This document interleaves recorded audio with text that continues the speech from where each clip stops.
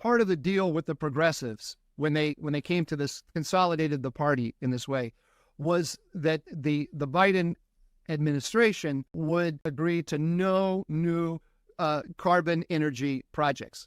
And one of the things that they did, this actually leaked out. They sent a cable to all posts all around the globe that we will not. And by the way, Amos Hochstein happens to be the point man on all of this. We will not support any carbon energy initiatives anywhere in the world, not on American shores, and not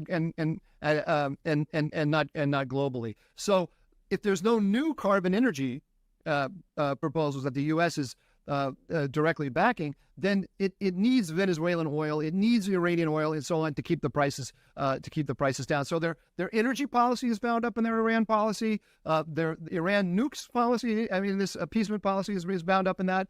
And of course, the Department of Defense is busy with a war in Ukraine, worried about a war in Taiwan. The last thing it wants is a major buildup, a U.S. buildup in the Middle East. And so they think the easiest way to get to a quiet life in the Middle East is to shut down Israel's war in Gaza rather than to escalate against Iran. The Green New Deal approach is also working to Iran's advantage. Let me just drill down for a moment on the nuclear issue.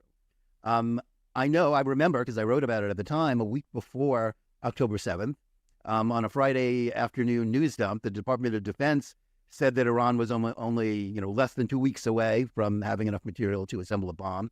Recently, Secretary of State Blinken more or less repeated that.